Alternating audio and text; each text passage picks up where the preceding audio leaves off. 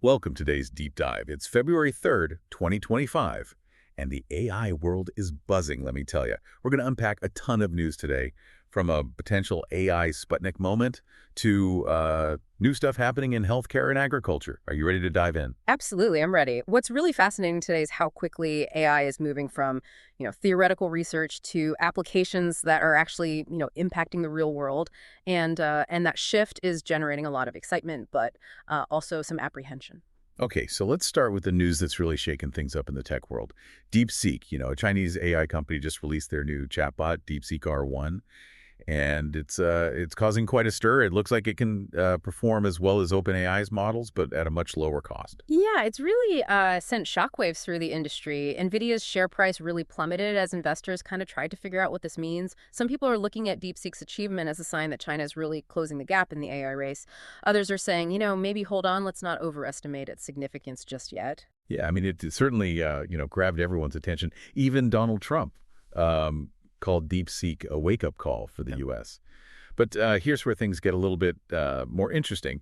There's some debate going on about how much it actually costs to develop DeepSeek R1. Some people are reporting that it might actually be a lot higher than they initially said, maybe even reaching $1.6 billion and using a huge amount of those NVIDIA GPUs. This difference in the numbers really makes us think about an important question. What is the real cost of developing really advanced AI, and what does that mean for, who has access to it?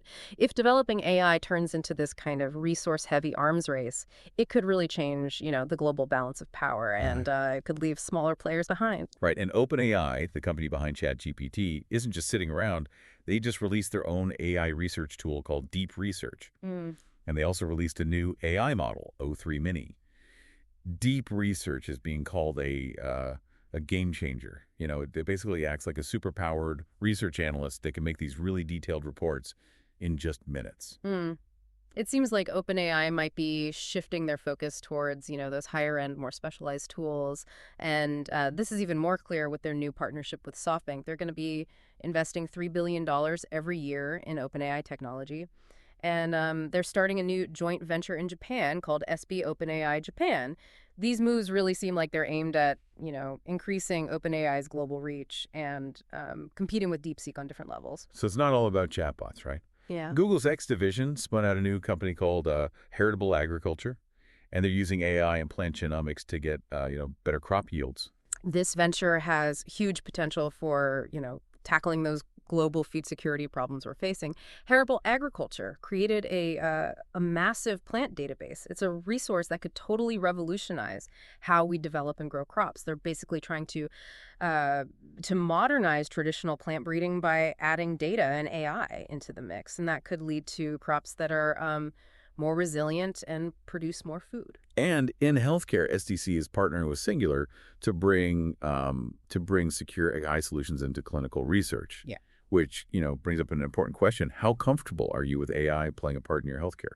I think this is going to be a big debate as AI gets even more advanced. Yeah, and speaking of debate, there are more and more concerns about the ethical side of AI, especially when it comes to child sexual abuse imagery. The UK is being proactive about it. They're introducing laws that ban AI tools that are specifically made to generate that kind of imagery. This really highlights the fact that we need clear ethical guidelines and regulations as AI becomes more powerful and easier to get.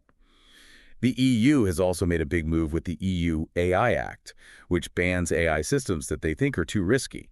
This is a big deal and could really change how AI is developed all over the world. Yeah, it's really complicated and constantly changing how AI is being regulated around the world. Different parts of the world are taking, different approaches to try and keep things balanced, encourage innovation, but also protect people from potential harm. It'll be interesting to see how all these different frameworks play out. So let's talk about the big issue here, AI and the future of work. There's a lot of anxiety about AI potentially taking over people's jobs. And this isn't just a theoretical concern anymore. Sebastian Siemiatkowski, he's the CEO of Klarna, has been in the news a lot talking about, how his company is using AI to replace some of their workers. He says it's about making things more efficient, making those tough decisions that, humans might not want to make. But that raises some serious ethical and societal questions. Like, if AI becomes really good at doing jobs that humans used to do, What does that mean for, employment, wages, the whole structure of our economy? It's a tough one. Policymakers, business leaders, even individuals are all wrestling with these questions. There are no easy answers, and the potential consequences are, well, they're huge. Yeah, so while some companies like Klarna are, embracing AI to replace workers, others are moving a bit more cautiously. Anthropic, the company behind that AI assistant Claude, they've actually asked job applicants not to use AI in their applications. Yeah, that's interesting. It seems like they want to really see the applicant's genuine interest in the company and how well they can communicate on their own. It shows that they value real human expression and thought. It's a really good example of how AI is making us rethink how we do things, the way things have always been done. And it also raises the question, what skills are going to be the most valuable in a future where AI is, everywhere? If AI can handle all those, routine tasks, what's going to set humans apart? I think it's going to be things like creativity, critical thinking, problem solving, emotional intelligence, and adaptability. These skills are probably going to become even more important as AI takes on, a bigger role in the workplace. Yeah, it's not about being afraid of AI. It's about understanding what it can and can't do. We need to figure out how humans and AI can work together effectively. This is a time of big change, a lot of uncertainty, but also, huge opportunity. Now, before we wrap up this deep dive into AI news, let's talk a little bit about AI in art. Okay, so the Beatles just won a Grammy for their song Now and Then. It was created using AI to enhance and complete a demo they made back in the 1970s.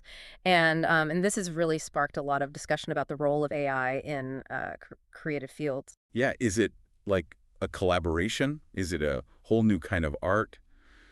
Or just, a high-tech remix? The lines are getting blurry. The U.S. Copyright Office has actually come out with some new guidelines about copywriting AI-generated content. Basically, they're saying that just using an AI tool to make something doesn't mean you automatically get copyright protection. There has to be a real significant amount of human creativity involved. So even with all these AI tools getting more advanced and easier to use, the human element is still really important, at least for now. This brings us back to our main question. As AI becomes more and more part of our lives, how is it going to change the world? Is it going to be a force for good, something that disrupts everything, or maybe, a mix of both? These are questions we're going to keep exploring in future deep dives. But one thing is clear. The AI revolution is happening. Yeah, it's here. And we all need to think carefully about what it means and, how we want to handle it. Remember, even the fanciest prompts won't get you copyright on AI-generated content. That's what the U.S. officials are saying. The human touch still matters. It does. This really emphasizes the importance of, developing those skills and talents that are uniquely human. The future belongs to those who can use the power of AI while also nurturing their creativity, empathy, and critical thinking, the things that make us human. It's really important for all of us to, really think about how AI is going to affect our daily lives as this, whole landscape keeps changing. Definitely. I mean, from the news we see to the things we buy to how we work and learn, AI is getting into everything. And it's not about, freaking out or getting caught up in the hype. It's about being smart and informed about AI. We got to understand what it can do, what it can't do, and really be a part of shaping how it develops. Exactly. We need to have those tough conversations, think about the ethics, and really push for AI to be developed and used responsibly. As AI keeps getting, more advanced, we've got this big question in front of us.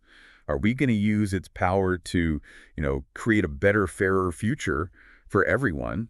Or are we going to let it, make existing inequalities worse and make our problems even bigger? The choices we make right now are going to have a huge impact on the world, the world we leave for the next generation. It's something we all need to pay attention to and do something about.